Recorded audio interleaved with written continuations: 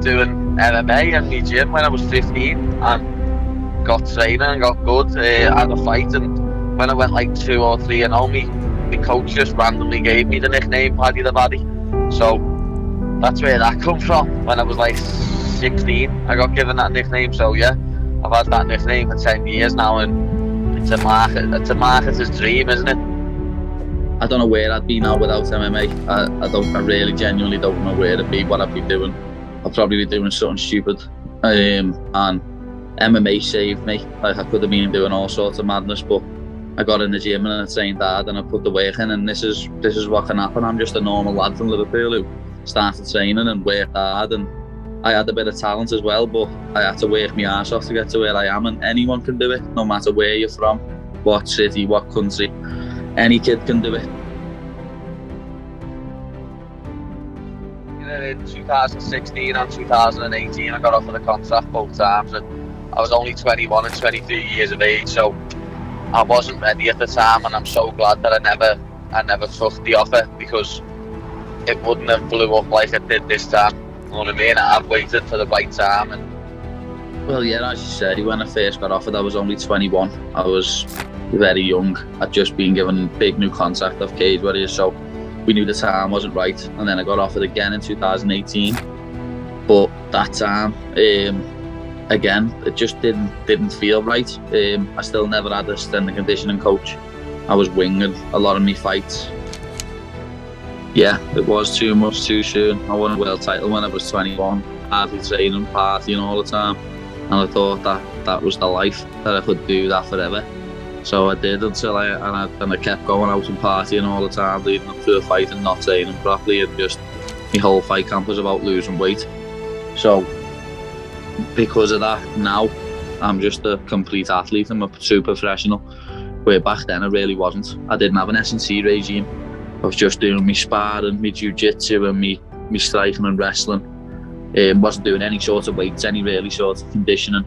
I was just winging it, going into fights, and I'd get shouted at all the time by my coach, but he'd never, as I say, he'd never not turn up with me. He'd always be there with me, and in the end I had to lose a fight or two to learn lessons like that. And I'm glad I done it on Cage Warriors and I didn't have to do it in the UFC, because as you know, the UFC's got cutthroat business. I'm glad that I've sold out arenas on my own, just with the Cage Warriors name attached to it, without the UFC name attached to it.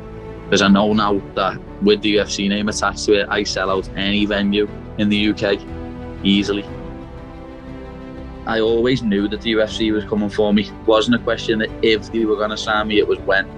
It got annoying a lot of the times where people by ours were like, oh, but you should have went to UFC, lad, you're never going to get there now. And I always knew the UFC are going to want to sign me. I put bums on seats and put eyes on television sets. They are going to want to sign me, and as soon as I got them 2 first round finishes, they come calling within 48 hours, and as you can see, I've made a big splash straight away in my debut. I know where I'm headed, lad. I know that I am the new face of this company, and I'm the new cash cow, lad. It's been my destiny for years. It's just finally happening now. Like I said, when I go in there, I've got tunnel vision. It's like, that's my goal. I'm set on that. I'm going to finish him. That's the way you should be with everything you do. If you want something, set a goal on it, yeah? And you just work hard enough and you dedicate yourself enough to it, you can do it. Anything's possible if you put your mind to it. I proved that. I've never ever been knocked out, so I mean, I've been doing this sport for 11 years, never been knocked out, and I can't help but stick my chin in the air like the commentators were saying, so it's just one of them, lad, that when someone knocks me out, lad, I'll say sound, but it's just not going to happen. I don't like or not like getting punched in the face. I can tolerate getting punched in the face all day, especially to give people the money's worth and a better show. Like, it wakes me up getting punched in the face, lad. I don't care who you put me up against who you want. So whoever's on the contract, whatever name's on there, I'll sign it. But as I get to the upper echelons, I want to fight the best. Obviously, like at the minute, I think the best 155 in the world is Dustin Poirier, even though he hasn't got the belt. I think he's going to win the belt, but then obviously Oliveira's brilliant. I rate Islam Makhachev as well. I'd like to fight people like that, the top echelons of the division. Michael Chandler, Justin Gagey, you know what I mean? People like that. They're the top 5, I think, and in the next 2 years, that's what I want to be fighting. Anyone, lad, like I say, I don't need to mention anyone's name. My name's on everyone else's tongue, lad. Don't need to give anyone any publicity.